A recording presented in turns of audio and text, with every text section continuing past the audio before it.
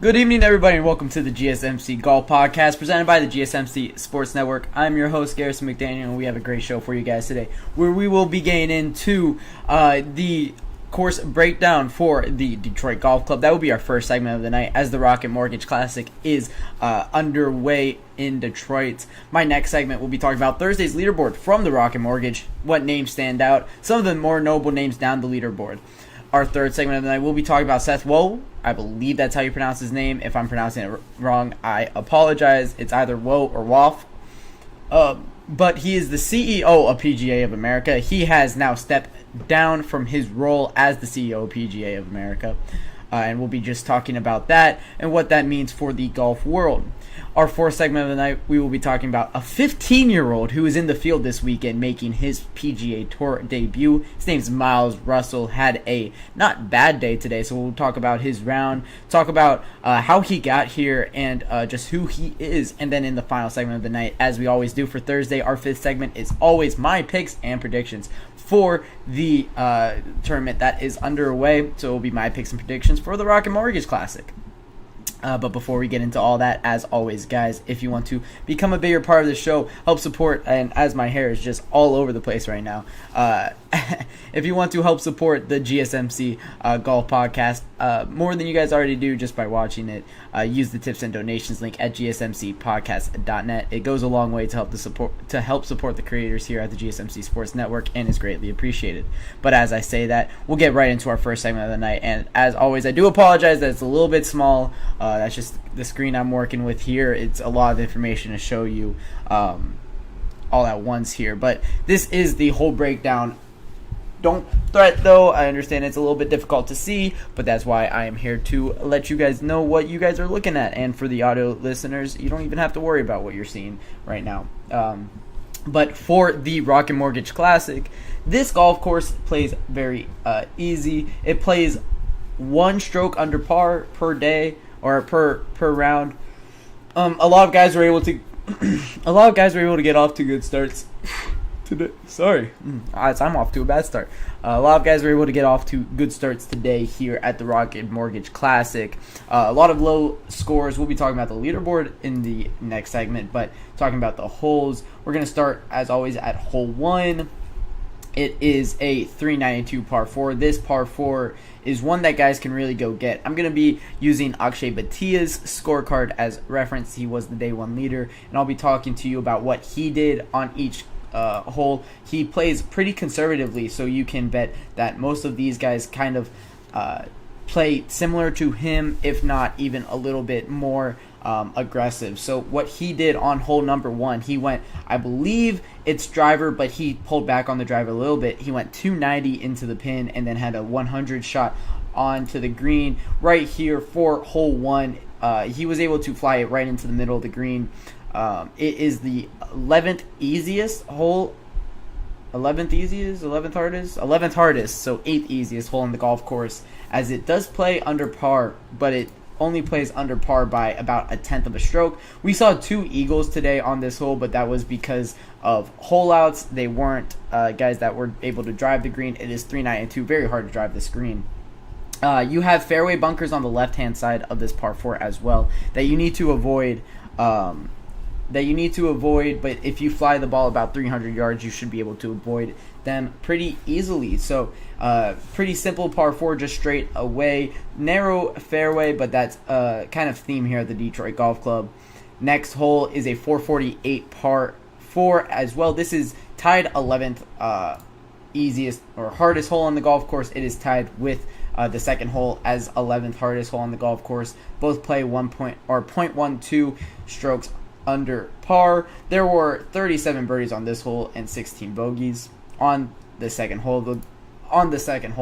Akshay Bhatia went driver on this one, 315. There is a fairway bunker directly in the middle of this fairway. I would say it's about 350 though, so a lot of these guys don't really have to worry about getting it with their driver. Maybe if we had a Bryson DeChambeau or Rory McIlroy in the field, they would have to worry about it, but we don't have those drivers this weekend. Scotty Scheffler, I know, can also drive it pretty far. But don't have to worry about it as those guys aren't in the field. This is a shorter field this weekend. It's not a signature event. It's just regular old Rocket Mortgage Classic. So we do see Ricky Fowler in the field. However, we don't see those bigger names. The next hole, another par 4, 402 yards. Sorry. Sorry. This par 4 plays 402 yards. Basically, all of these holes are playing very similar. Drive at about 300 yards. You'll have a 100 shot into the pin. And then you just got to make your putts around the green. Akshay Bhatia started his round by only making one of those 3 putts that he had, making all greens in regulation so far through the first 3. Then you get on to a very long par 4. I saw some guys be able to attack this one into, be able to drive the ball about 330 and then have a 300-yard 3-wood shot or 270, 283 wood shot into the front of the green. However, Akshay Bhatia elected to go a little bit simpler on this, kind of laying up here. He takes his first driver shot, 276. I assume that's with his 3-wood. And then 220 about with his second shot, just flying over a bunker on the left-hand side.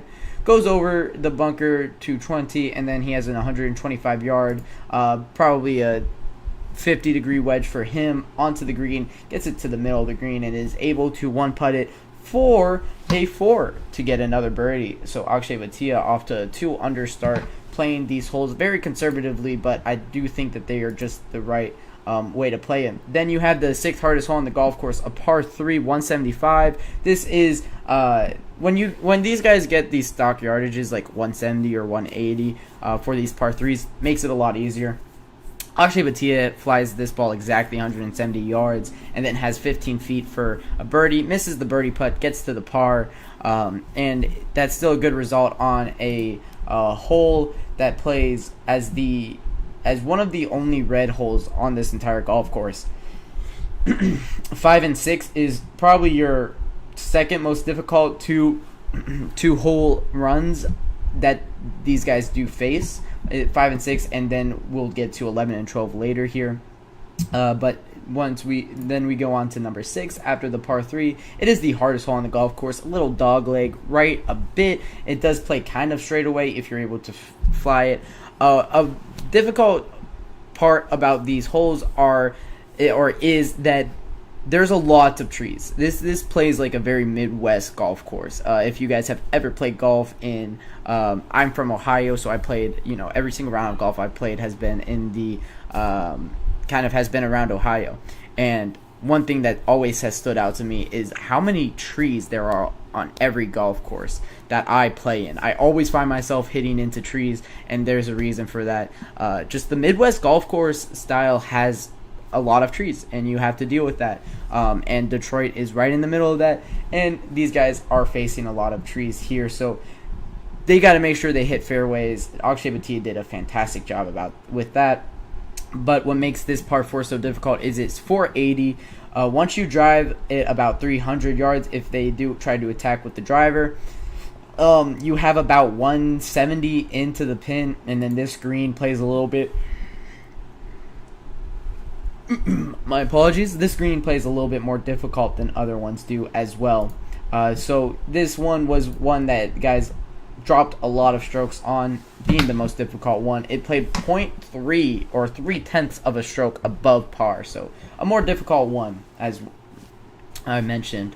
Then you're going to one of the easier holes on the golf course, a tied for 17th hardest hole, so second easiest hole on the golf course. It's a par 5, 546.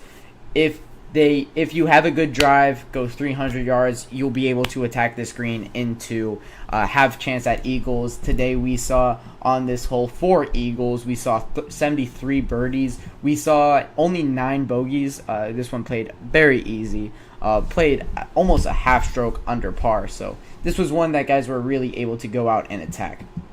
Next, going back to the par 4s, it's the par 4 8, 374. It's a dog leg right. Goes pretty, like I want to say 60 degrees right throughout this fairway. So you do have to lay up here if you try to attack the fairway. You can probably get it close to the green, about 330, go 40 yards and have a good wedge shot. But Akshay Bhatia elected to go 260 as something with Akshay Bhatia. He loves his 3-wood off the tee. We see it a lot here on his scorecard.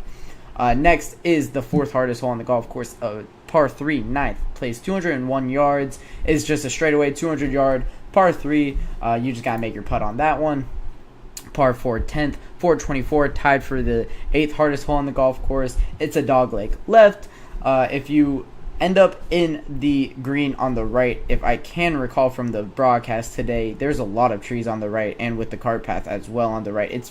You don't want to miss far. So these guys are able to attack this fairway, aim left here, and it works. Akshay Bhatia, this is one of the holes that he let it fly 320 yards and was able to get a good second shot. This guy does not miss many greens in regulation, as I only think he's missed 2 so far in the day. Next, you're going to the third hardest hole on the golf course, a 217-yard par 3 on 11. Got to make your putt on that one. Next, 500-yard par 4. This is the second hardest hole on the golf course. You fly this ball 300 yards. Then you have 200 yards into the pin just to make par or just to make a birdie if you can one putt. Akshay Bhatia had a fantastic round with his second shot, or with his green in regulations, and he makes this green in regulation, was pretty close to the hole, able to get a birdie on one of the more difficult holes. And that kind of started his great run at the end of the day. Next is tied for 8th hardest hole on the golf course, par 4, 400. A lot of these holes kind of playing similarly. He's taking 3-wood in, going about 130. Feels very confident with that, probably for him pitching wedge in. Next, par 5, 14th. This is the third of what is 4 par 5s on this golf course. This golf course plays as a par 72. These guys get very low scores on this course, and this is why. Akshay Bhatia kind of was all over the place with this par 5, and he still birdies it. He sends his drive 300 yards, but to the left rough, sends his second shot to 25 yards to the right rough, and then finally gets onto the green and is able to two-putt for is able to one-putt for the birdie. Next is a par 3. This is the 14th hardest hole on the golf course, so 5th easiest hole on the golf course. Par 3, 150, about 145 it played today, but if it's in the middle of the green, it's a 150. The pin that being next for a par 4, 16th, 458, 7th hardest hole on the golf course. This is one that can play pretty easy if you just hit the fairway. There is fairway bunkers about 300 yards on either side of the fairway, so just hit it to the middle there, be accurate, you'll be good. This golf course is made for the accuracy, not made for distance, and we saw it today. Then you go to a par 5, 17th. That is extremely eagleable. I don't know if that's a word, but I'm going to make it a word. If you are able to fly your driver about 315, 320, you will then have a 250-yard shot into the green, and that's kind of comfortable for these guys. For me, not even close, but for these guys, absolutely. Akshay Bhatia ended up being in the right rough off of the tee here and was still able to get a eagle. Very impressive from him. And then par 4, 18th is how these guys finish their round. It's a very scenic hole, this par 4, 18th. Fly the ball about 290 yards, and then you have about 175 onto the green and into the pin. It goes. And Akshay Bhatia ended his day with 4 under in the last 3 holes. A great run to end his day out. Very impressive stuff from Akshay Bhatia, but that's how this golf course plays. Now we're going to get into our second segment, talking about the leaderboard breakdown from Thursday, now that you guys know about the holes. I feel like I'm losing my mind. Is everybody in the world blind? Please, Lord, give me a sign, a sign. I feel like I'm losing my mind. Is everybody in the world blind? Please, Lord, give me a sign, a sign. I wanna be the greatest. Everybody on the fake shit. I look around and feel like everybody is the fakest. I make this every day and I'm impatient, hoping one day I blow up from the basement. Statement, the top is so vacant. I don't hear shit that I think is amazing. Waiting for my day when I'm playing sold out shows with 1,000 faces. Hey, give me that crown, get in my way and to be put down. It ain't your place, all this my town. If I want that shit, then I'll get it right now. I'm losing it, the noose it fits, some losing shit, a stupid myth. You choose to live or choose to dip, you choose to fight or lose your grip and lose a gift. I feel like I'm losing my mind. Is everybody in the world blind? Please, Lord, give me a sign, a sign. I feel like I'm losing my mind. Is everybody in the world blind?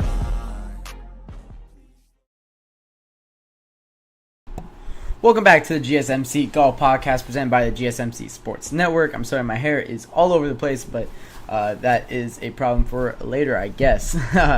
But going into my second segment now, talking about Thursday's leaderboard, as I misspelled Thursday. I cannot believe I did that. I'm fixing that right now. I cannot believe I did that. I'm all over the place. Thursday's leaderboard from Rocket Mortgage Classic. We have some big names to talk about here. The first one being Akshay Bhatia. This guy is able to just go out there and play well on early days of a tournament. He did this at the U.S. Open. He did this at the Travelers Championship, and he's doing it again. This is his second 64 in a row on a Thursday, I believe, which is so impressive. Last weekend at the Travelers Championship, Akshay Bhatia went out and put his name at the top of the leaderboard to start that tournament, like he did this week again. Akshay Bhatia is playing some fantastic golf. Tied for 5th at the Travelers, tied for 16th at the U.S. Open after an opening round 68. It was so hard for these guys to get into the red. That's it. Get into the red for the U.S. Open, and he was able to go out there and shoot 2 under on the first day. And his name's kind of been at the top of the leaderboard as of late. Did fall off eventually in the U.S. Open, wasn't able to get it at the Travelers Championship. I believe he was around 4 strokes back of the lead there. But this weekend at the Rocket Mortgage, this is a fantastic field for the 22-year-old to be able to go out and get this one. There's so many young guys in this field. I love the Rocket Mortgage every year because it feels like this is the tournament that we're showcasing a lot of the young talent that's coming up. It's in a perfect time of the PGA Tour season where you are having the college year be over. So now we get Michael Thorntonson in a field. This is his second field he's playing in. But we're also getting golfers, just going down the list here. Nick Dunlap, who turned professional earlier this year, but is able to go out and get it today. He finished tied for 9th at 5 under. You also have Neil Shipley, who is playing in his first ever PGA Tour event. Neil Shipley, I love this guy. Former Buckeye. He wears the golden bear on his chest. Of course, me being from Columbus, Ohio, that hits close to home for me. So I love seeing that for Neil Shipley. I'm just trying to go off of memory who were the amateur / college players still in the field. Michael Thorntonson, who we just call Thor. So if I refer to somebody as Thor, that's who I'm talking about. The golfer that was number 1 in the PGA Tour University rankings, now turning professional, has his PGA Tour card through 2025, and is getting good use out of it. Tied for 17th, has a chance here. You also have Luke Clanton, who's an amateur. You have Ben James, who's an amateur. You have... who are the other young guys here? I know there's the Auburn standout, that Jackson Koivon, whose name always eludes me, but he is an Auburn upcoming junior at Auburn, if I'm not mistaken. I'll figure it out by his age here. He is, of course, his tour profile doesn't have an age. But Jackson Koivon is a very fantastic college golfer. You also have, of course, the 15-year-old Miles Russell in the field that we will, of course, be talking about in the 4th segment. That's one that just stands out to you, jumps off the paper. Miles Russell was fun to watch today. Let me tell you, we'll be talking all about him in the fourth segment. But then you also get guys like JJ Spawn, guys like Cameron Young, Will Zalatoris, Ricky Fowler in this field that are trying to find their game a little bit, but using this opportunity as just that. So I love watching this event. Last year, it was Ricky Fowler that went out and won it. And this year, you get a lot of good names at the top of the leaderboard. As I mentioned, Akshay Bhatia is your 18-hole leader. He played fantastic down the stretch, had a fantastic back nine, and that's what got him to be the 18-hole leader. However, a guy that I got to mention, Taylor Montgomery, I thought he was about to set a course record. He was 6 under through the front nine today, and I really expected him to go out and just win the day. He does go bogey-free today, but only one birdie on the back nine was a little disappointing for a guy that I thought was about to have a 59. How he was playing early this event, it looked like it was going to be a fun one for Taylor Montgomery, but unable to go out and perform even more. Next, Michael Kim finished 7 under, tied for second. Michael Kim having a pretty solid year. He turned pro in 2013 and got his first career win this year, if I'm not mistaken. No, he did not. I'm thinking of a different South Korean, I believe. But he is having a good year. Tied for 6th at the Amex, tied for 14th at the Punta Cana Championship, tied for 11th at the Zurich Classic, and then tied for 14th at the RBC Canadian Open. Michael Kim has had a pretty solid season comparatively to his past years, and now he is tied for second going into this Rocket Mortgage. Something I love about the Rocket Mortgage, I love watching or seeing a lot of young golfers get an opportunity, but I also love seeing guys that are trying to find themselves, trying to find a footing, and get back to being confident. Michael Kim, 30 years old, hasn't won in a little while. Ricky Fowler, man, I looked at his PGA Tour profile and the stats he has on his PGA Tour profile, and that made my hair worse. And Ricky Fowler truly has had probably the worst year of his career. Strokes gained everywhere is awful. Strokes gained total 163rd. Strokes gained approaching the green 142nd. Strokes gained off the tee 144th. Strokes gained putting 131st. Strokes gained around the green 96th. He's negative everywhere. He is losing strokes on the field in every spot. It's been tough to watch Ricky Fowler this year, but he won this event last year. And he can definitely use this one to kind of catapult him up the PGA Tour. You know, he's probably a far way away from being into any FedEx Cup playoffs. But he is 91st right now in the FedEx Cup standings, and you just need to be 70th to get into the FedEx Cup Championship, the St. Jude FedEx Cup Championship. You need to be top 50 for the BMW, and then you need to be top 30 for the Tour Championship. Ricky Fowler is far away from those two, but he can definitely get into the top 70 for that playoff. Will Zalatoris, another guy that is just not having the best season. This guy trying to find himself.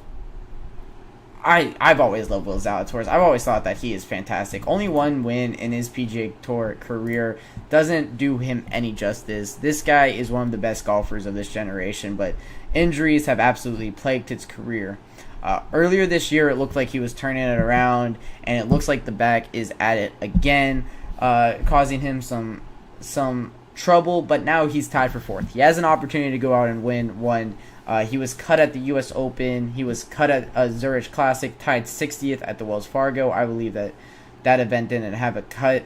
Tied for 9th at the Masters earlier this year. Tied for 4th at the Arnold Palmer. Tied for 2nd at the Genesis Invitational. Will Zalatoris has a very weird season, and it's just, the only answer that I have for it is injuries has kind of plagued it. So hopefully he can get back to being who he is, because I just love watching Will Zalatoris when he's good. Another guy I want to talk about is Neil Shipley's day, 5 under on the day, tied for 9th. This guy, low am at the Masters and low am at the U.S. Open. Over his career at Ohio State, he wasn't like that spectacular. Nothing really stood out too much. I don't even think he was top 10 in the PGA Tour University rankings. However, this guy goes out in his first ever PGA Tour event and he's top 10 on a Thursday. That's fantastic. For Neil Shipley, got off to a rough start, ended up 1 over on the front 9 after 2 bogeys to kind of start his round. And then holes out from the fairway on the first hole. That was something very fun to watch for Neil Shipley. And then goes out and birdies 5 of the last 6 holes to finish with a 30 on the back 9. Neil Shipley, he's a fun golfer to watch. I know the commentators on ESPN Plus were saying that Neil Shipley is their favorite amateur, and I might have to agree with that. He's somebody that's very fun to watch every time that he's out there. But another guy that's really fun anytime that he's out there, Michael Thorstensen, 4 under on the day, only 1 bogey on his card, and this is kind of the difference that I see in these two. These two are really polar opposite golfers. Neil Shipley is a guy that just rides the highs and lows of golf, really kind of compounds momentum, I guess you can say, but in a great way and in a bad way. And then for Michael Thorstensen, this guy's just a sound golfer. He goes out there and plays well no matter what. Finishes with 5 birdies and 1 bogey on his card. That's an impressive card for a guy that is as young as Michael Thorstensen is. Of course, Michael is 22 years old, from Cleveland, Ohio. Went to Stanford University for his collegiate golf, and now on the PGA Tour. And he's a name that we're going to get used to seeing for a very long time. But as I said, I love watching this golf tournament because of the, not the amateurs, but the guys just starting out from college, getting their PGA Tour card and using it immediately. It's something very fun to watch. And then there's also a 15-year-old in the field that, of course, we'll be getting to in the 4th segment. So that'll wrap it up for talking about Thursday's leaderboard at the Rocket Mortgage Classic. When I get back from my second break of the night, we will be talking about Seth Wolf. I'm going to try to figure out that pronunciation before we get back. And then we'll be talking about him stepping down from CEO of the PGA of America. Looking for your daily fix of sports talk without having to pay for it? GSMC Sports Network is available on YouTube. Just search GSMC Sports Network. Get your fix of daily sports talk shows on YouTube, absolutely free. NFL, college football, NBA, MLB, MMA, UFC, fantasy football, and so much more.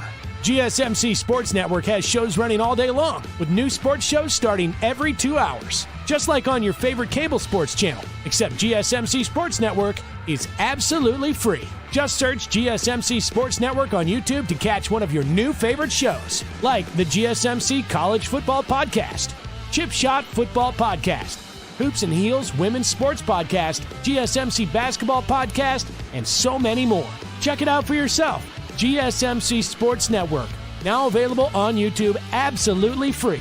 Search GSMC Sports Network on YouTube right now.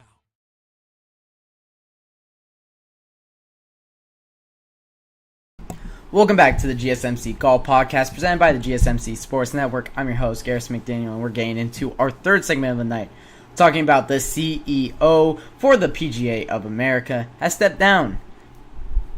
There has been a lot of moves at the top end of the PGA, of the tour. A lot of moves that there's a lot of speculation behind them. This is what I'll say, and this is just speculation. There's no, I'm not on the inside. I'm not inside their minds. What Seth Wall? I looked it up. It didn't help me how to pronounce it. Seth Woff. I'll figure it out eventually, but I'll just go with Seth Wolf right now. If that's wrong, I apologize for the pronunciation of the last name. But for him, the CEO of the PGA of America, he said that he wants to step down, take time with his family. He's 65 years old. He felt like he got the PGA to a good point where he feels like he can step away. These are the words that he said. I'm not saying that that's false by any means. That could fully be right. I'm not there. I haven't talked to the guy. I have no clue. But there's a lot of speculation about the merger between PGA and Live Golf. There has been people this year that have already stepped away from the PGA because of lack of talks with Live Golf, because they want to be united. Golf is already a sport that people don't want to watch. Golf is already it's behind every other sport, right? Like it truly is. I love watching golf. I love it. I love playing golf. It has a soft spot in my heart. But I understand when people don't want to watch it. And having the best golfers in the world play on different tours is bad for the sport. I love watching majors because you see so many guys that are so competitive be able to play together.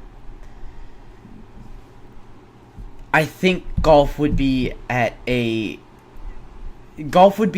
better position if we were able to have that merger happen sooner than later.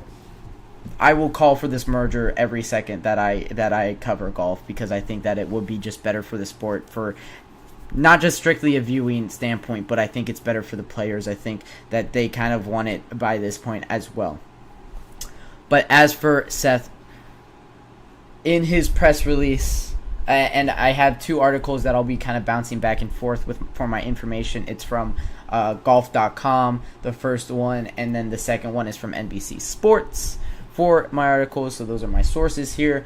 In a press release, Seth Woe said, "I am proud of all that we have accomplished for our more than 30,000 PGA of American golf professionals and the game. I have enjoyed every moment serving alongside all of my colleagues, all the various officers and board members, and getting to know so many of our dedicated members who are on the front line of the game that we love every day of the year. The day-to-day game has never been stronger but more beloved or better positioned for the future because of their passion and how we have all worked together to make millions of lives better through our remarkable sport." His time atop, the organization saw the PGA Championship move from August to May, making way for the PGA's Tour end of season playoffs to wrap up before the football season begins, to incentivize more viewing. He has also played a significant role in getting pro golf schedule back up and running during the COVID pandemic. The PGA Championship was the first major conducted in 2020 after all of them had been postponed or canceled. Woe's exit comes during a period of great change at the top level of pro golf, practically in the C-suite. Keith Pelly stepped down as DP World Tour CEO in early April, taking a job with the Maple Leaf Sports and Entertainment in his homeland of Canada. And Martin Slumbers, head of the R&A, has already announced his plans to retire from that post at the end of this year. A lot of people moving away from golf at executive roles.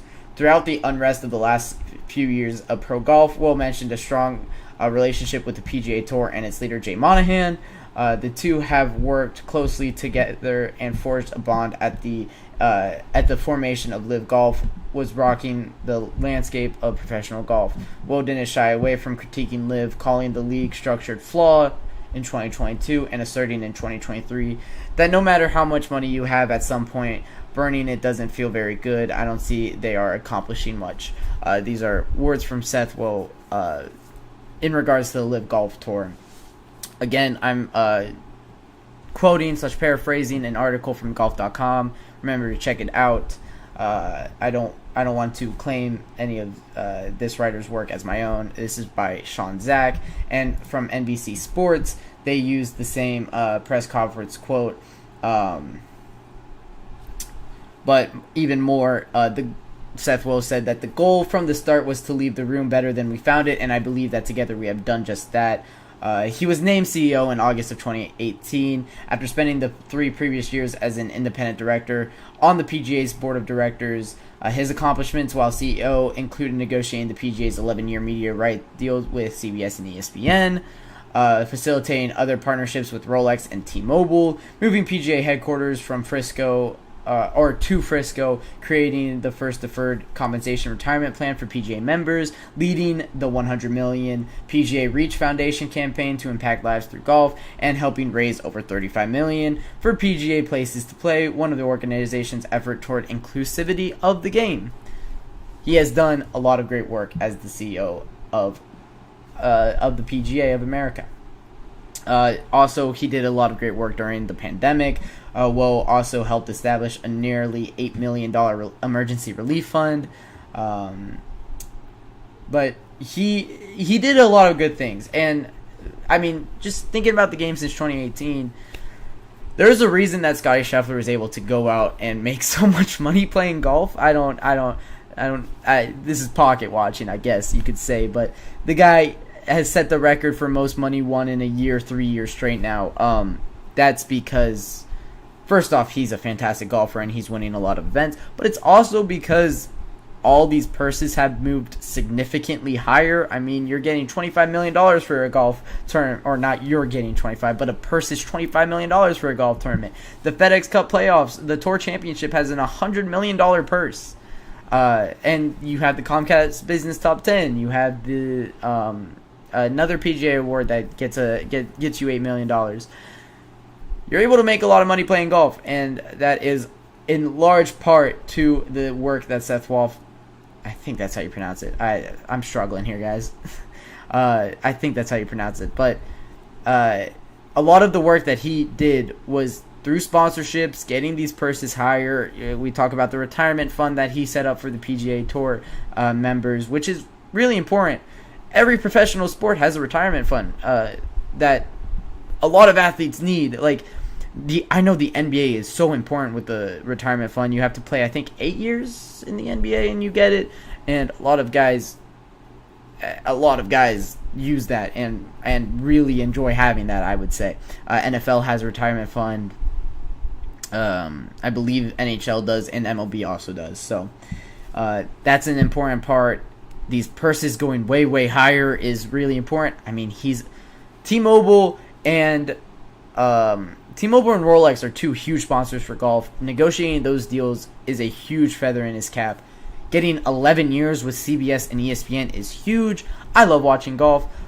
Getting to watch it on ESPN Plus is something that I truly do enjoy, and having that privilege is something very special to me. Getting to see golf every weekend is something that I didn't have too much growing up. Like, you get the majors, right?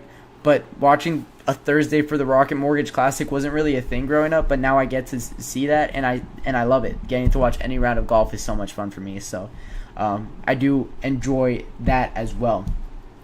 He also, the PGA of America has 31,000 members, so he said on Golf Central, I always had this goal to leave the room a little bit better than we found it, and together with our folks, the board, all 31,000 members, I feel like we've done that. That the game's in better shape. And it does make sense. I think the game is in better shape than when he came in 2018. It was in a good shape in 2018. I think that he just built upon what he needed to build upon, and I think that that's important in this game, that we just keep moving forward and we keep building it. We get more and more people to play golf, enjoy golf, watch golf. It's a fun sport. I really think that it is one of the more pure and fun sports. These athletes are battling with nothing but themselves, and golf's hard. Golf is hard. I'm like a 30 handicap. I and the first one that gets to say that this sport is extremely difficult. So I enjoy the things that Seth Wall has done for the PGA. Getting the purses higher, all these athletes, I bet, enjoy that as well. So he steps down from being the CEO of PGA of America. I believe he's going to an advisory role, so will remain still close with golf, but he is stepping down from the CEO role. Now we have a vacancy. We'll see who fills that vacancy in the coming months, but it will be important to get somebody in that is experienced and knows what they're doing, because this is a huge role in golf, and they can definitely help keep moving this thing forward. And who knows, maybe the next CEO can move towards a merger. I'll talk about that until it actually happens. I pressed the wrong segment. But that'll wrap it up for our third segment of the night. When I come back from my third break of the night, we'll be talking about Miles Russell, him making his PGA Tour debut at just 15 years old.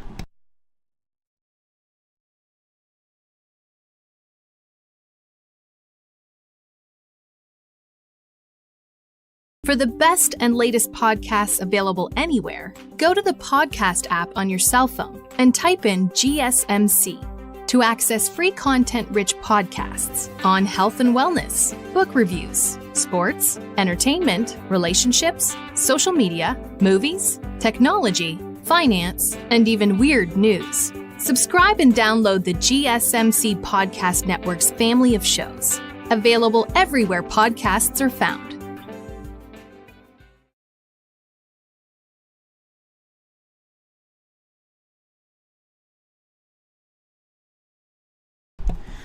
Welcome back to the GSMC Golf Podcast, presented by the GSMC Sports Network. I'm your host, Garrison McDaniel. We're getting into the fourth segment of the night, talking about Miles Russell. This guy's 15 years old. He's 5 years younger than me, and I'm young. This is insane. There's a golfer 5 years younger than me playing on the PGA Tour. This is crazy. So he's at the Rocket Mortgage on via sponsor. He has won a couple of events this year. This guy's fun to watch. This guy's a great golfer. Miles Russell becomes one of the youngest players of all time. There has been, I believe, 10 golfers that have gotten their PGA Tour debut at 15 or younger, 2 of them being 14 years old. Miles Russell became the youngest golfer ever to make the cut on the Korn Ferry Tour. He finished in 20th place in that event, and then he makes his PGA Tour debut this week at the Rocket Mortgage Classic. Miles Russell is going to be a star on tour for a very long time. He was able to get 2 birdies today as well.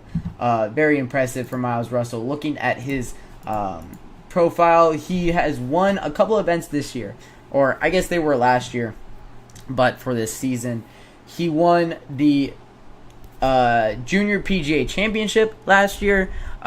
He's playing golf in the 15 to 18 amateur age group, and he's winning events. Won the PGA Championship. He won the Junior Players Championship. He got to meet Scotty Scheffler from doing so. Well, got to meet. Maybe Scotty Scheffler got to meet him. I don't know.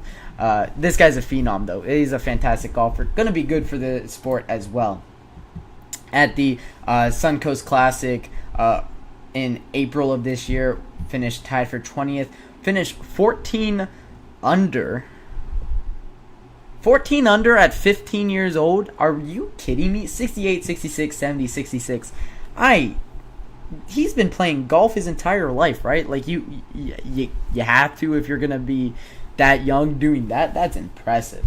But Miles Russell, can you bet on him? I'm actually curious now. I'm looking at DraftKings. There's no way you can bet on him, right? There's just simply no way you're allowed to bet on a 15-year-old. I mean, surely not. I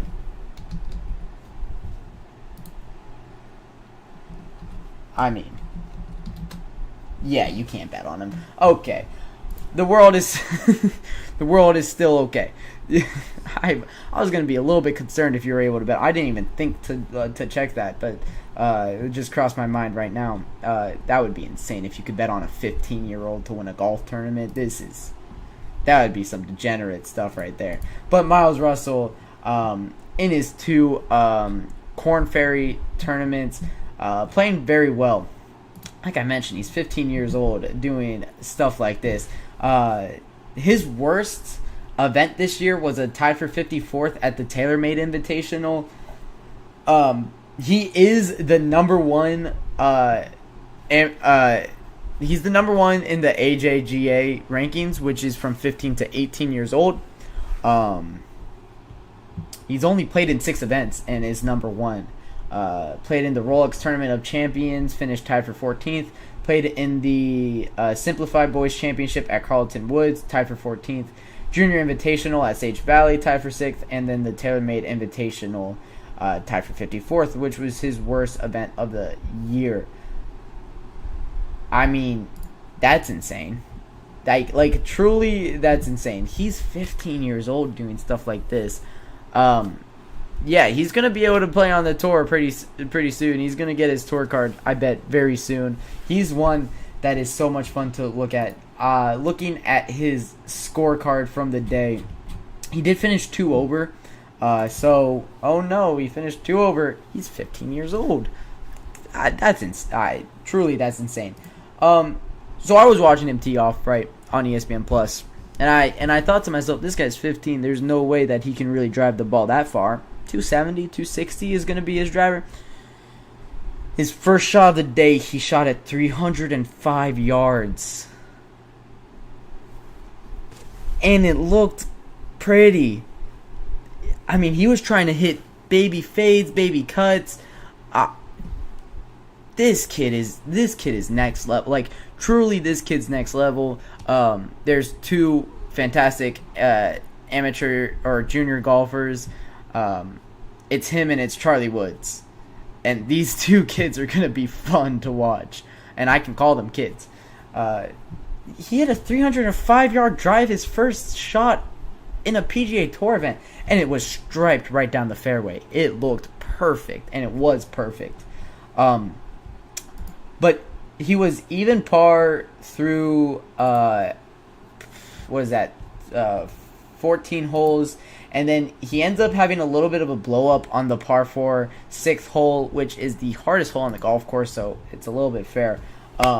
Ends up getting his second shot into the rough, and then ends up chipping, kind of blades his chip. One of us. But ends up blading his chip over the green, goes into the rough, ends up getting on, and then 2 putting for a 6. So double bogey gets him to 2 over, and then goes birdie bogey to finish out his round. Kind of just, it was around the greens that he struggled with most, and you could kind of understand that. The first time that he's really facing as difficult greens as these guys face pretty commonly on the PGA Tour, it makes sense for him to struggle around them. Once he gets those dialed in, however, this is going to be a fantastic. He's going to be a fantastic player. Truly, he is one of the best ball strikers I have seen at such a young age. He hits this ball pure, and it's like he was built in a lab to hit a golf ball. His swing is one of the prettiest ones that I've seen in my. I've been watching golf for 12 years now. It's a brilliant one. Like, truly, his shoulders have perfect rotation if you watch it, and that's something I really do watch for in a golf swing. As I, coaches always say that that's one of the more important factors into a golf swing. He has one of the more pretty, like, he rotates his shoulders really pretty, is able to get a lot on the ball, drives it 300 yards at 15 years old. I'm not jealous. I just started being able to drive the ball 270 yards, but whatever. I'm nowhere near his level. Clearly, he's 5 years younger than me, and he can outdrive me by 30 yards. That's a little rough. But for Miles Russell, this kid's gonna be something special. I'm excited to see how he plays. I saw something earlier today that said that there is a sign in the Detroit Golf Club that says no one under the age of 16 is allowed, or something like that. So he's 15. So there was a lot of joke articles saying, well, you can't even. He's got to change in the parking lot, I guess. He's not even able to drive himself to the course. This is insane. But of course they gave him an exception. He's allowed to go into the locker room. He's allowed to play on the course. He's going to be a special talent. He's going to be one to look out for. Miles Russell, it was an unfortunate day for Thursday, but he can definitely make it back. He can make the cut here. So Miles Russell, one to watch for going forward. So that'll wrap it up for our fourth segment of the night. When I get back for my fifth and final segment of the night, we will be talking about my picks and predictions for the Rocket Mortgage.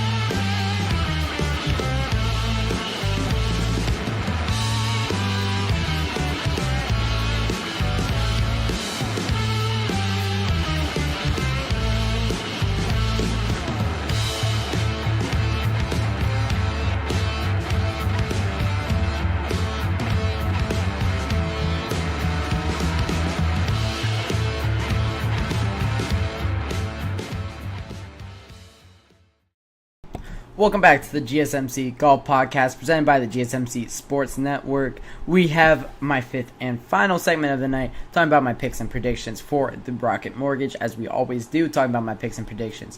Based on this course, we're looking at accuracy, and some of the guys that really stand out in accuracy, PGA Tour overall, as I probably should have had this already up, disappointed that I don't. But accuracy off the tee is something that I really like looking for, because if you hit it into the woods on these holes, it's very difficult to get out of that. You just kind of have to be able to punch out, basically, and you're not gonna give yourself a good shot.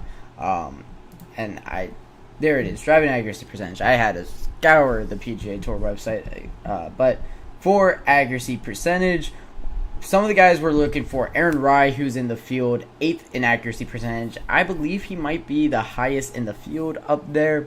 Tom Kim, 13th.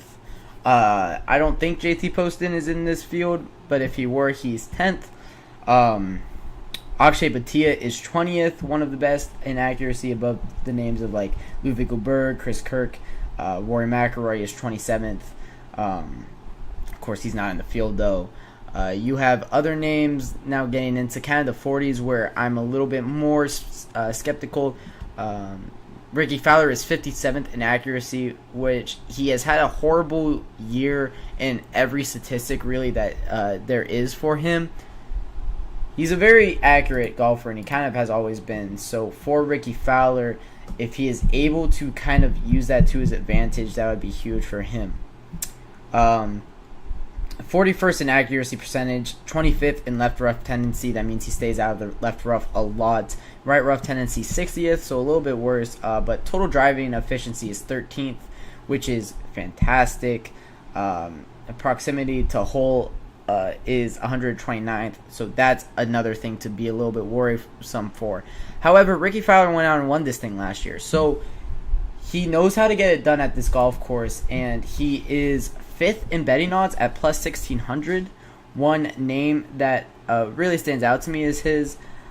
If there's going to be a tournament that he needs to kind of turn it around at, I think it is this Rocket Mortgage Classic. But there are some names ahead of him that I like a little bit more than him specifically. Nick Dunlap I like a lot, who is plus 3,500, so I think is very has great value in him. And I think that he can definitely go out and win this thing. Plus 3,500, plus 700 for a top 5. I think that might be my best bet if you guys want to kind of trail anything from what I say here, I would say that it is a top 5 from Nick Dunlap, who has gone out and already won on tour. Won as an amateur, has not been able to win since he got his tour card from winning. However, this guy has what it takes to be able to win. I like Nick Dunlap a lot. I like Nick Dunlap a lot. Another guy that I like a lot is Will Zalatoris. However, I don't want to bet on him to win until he's able to just kind of go out there and do it. Go out there and be in the top 10 more consistently than what I've seen. Nick Dunlap won at the Amex earlier this year, of course, but just looking at his stats a little bit, fantastic putter. Of course, what I said, looking at his accuracy, he is this year, so he's supposed to be an amateur, right? He's 20 years old, but this year, from total driving 78th, driving accuracy is 123rd, so about middle of the pack, hitting 60% of his fairways. But like I said, a lot of this year was him adjusting, so I do cut him a little bit of slack that I want to cut other guys. So I do like Nick Dunlap a lot in this one. Aaron Rai, who I mentioned is top 10 in total driving accuracy. He is towards the top of the leaderboard, and that makes sense. He's tied for 4th at 6 under with Eric Cole. Just 2 shots back of Akshay Bhatia in the lead. I really like him. Plus 1,100 to win this one. He definitely can go out there and get it. Akshay Bhatia is a guy that I really love, has been playing fantastic golf as of late, tied for 5th at the Travelers, now has a chance without the big names in the field to go out and win one. The 22-year-old has been knocking on the door lately, and he can definitely blow it down. He's minus money to be in the top 5 and minus 275 for a top 10 finish. That's impressive for a guy like Akshay Bhatia. He can definitely go out there and get this tournament. But I think his prices are a little bit too steep. I say I would avoid them personally, but I don't tell you guys what to do with your money for a reason. So that goes over kind of the top guys in this field. Some down the board value bets. I've got to do it, right? I've got to do it. Neil Shipley plus 9,000. If you put $10 on him, you get $900 if he were to win. That's not that bad for a guy that you don't know. He might just be able to go out there on the PGA Tour courses and just he plays very well with that, with the momentum in his back, with the crowd right behind him in pressure situations. Low am at both the U.S. Open and the Masters.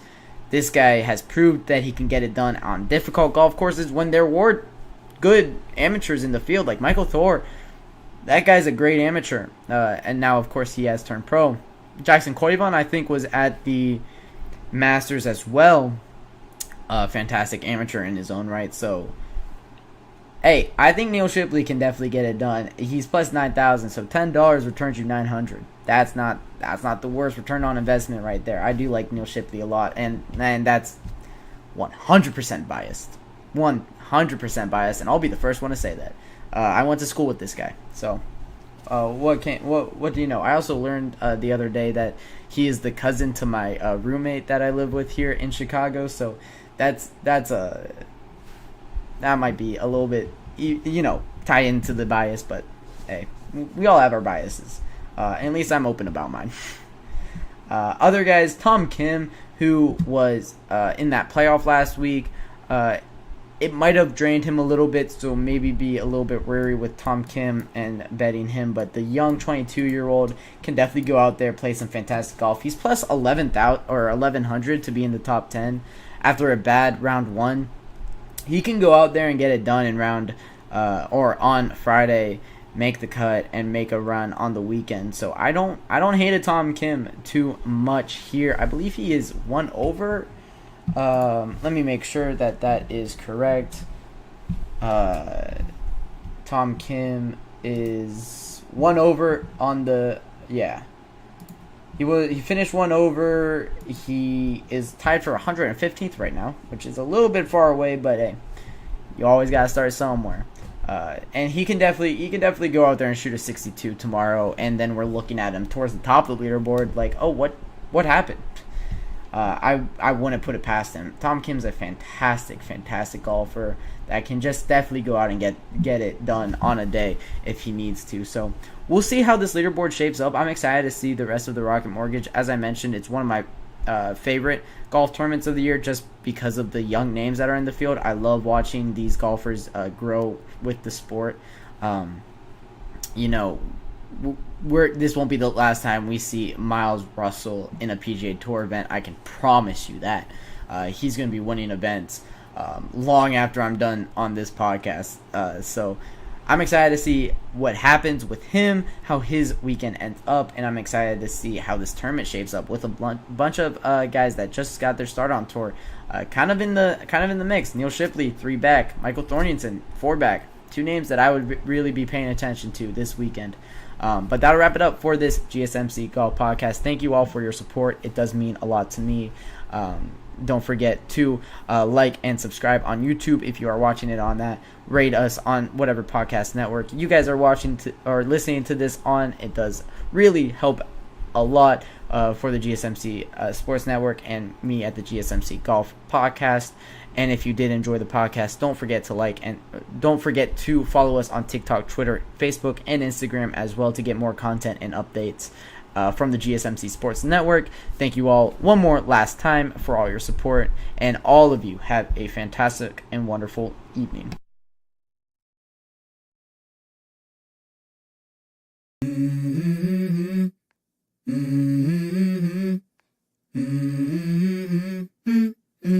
Let's go. I wake up to a